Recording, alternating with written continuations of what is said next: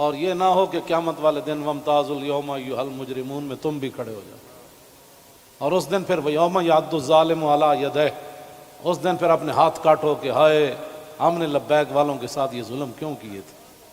لیکن آج لے ان کی پناہ، کوئی ہمارے مقاصد ایسے نہیں ہیں۔ آپ کو ایجنسیاں غلط رپورٹ دیتی ہیں، اور انشاءاللہ یہ قیامت والے دن انگلیاں بھی بول پڑیں گی۔ جو تم ہمارے خلاف جھوٹ لکھتے ہو نا کہ یہ منصوبے بنا رہے تھے، یہ دہشت گردی کرنا چاہتے تھے، ہمارے یہ مقاصد میں ہی بات نہیں ہے۔ ہم تو اتنا چاہتے ہیں کہ بس سفیر نکال دو، بات ختم۔ ہم نے کیوں اس کو آگ لگانی ہے؟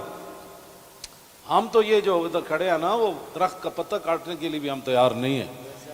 اب تم ہم سے کون سا وہ سند لینا چاہتے ہو؟ وہ ذرا سند اختیار کر کے مجھے بھی لاہور بھیج دینا کہ پاکستان کی اس طرح بندہ محب وطن ہوتا ہے، یہ سند ہے اس کی۔ ہاں، ہم ہمارے شاہ صاحب کو بھی بھیج دینا، اور ہم پھر آپ کو اس پر سائن کر کے بھیج دیں گے کہ جی محب وطن وہ ہوتا ہے۔ میں آپ آگے حذف کر رہا ہوں سارے، ہاں محب وطن کون ہوتے ہیں میں حذف کر رہا ہوں ساری باتیں۔ ہاں جی،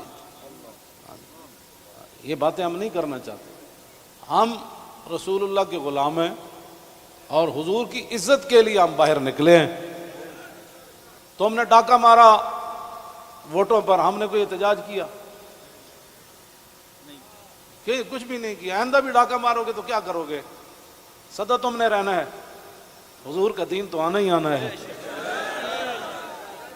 یہ شاہ صاحب نے جو گفتگو کی ہے نا، اقبال قلندر لاہوری کہتا ہے حلقہ درویشاں وہ مرد خدا کیسا،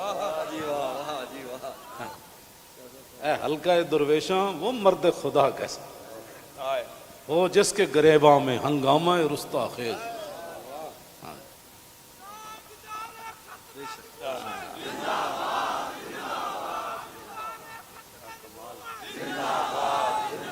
وہ حلقہ درویشاں وہ مرد خدا کیسا۔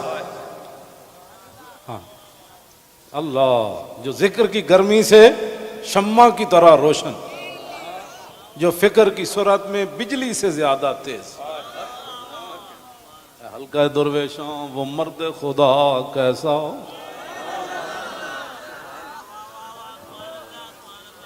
وہ حلقہ درویشاں وہ مرد خدا کیسا، حلقہ درویشاں وہ مرد خدا کیسا۔ غیرت ہے بڑی چیز جہان تگ و دو میں، یہ سارے یہ تو آپ، کل میں نے جب آپ کا منظر دیکھا نا تو میں نے کہا صدیاں گزر گئیاں۔ آپ نے جو وہاں کل منظر بنایا نا، یہ بنانے سے نہیں بنا، بات کہیں اور سے آ گئی۔ تاجدار ختم نبوت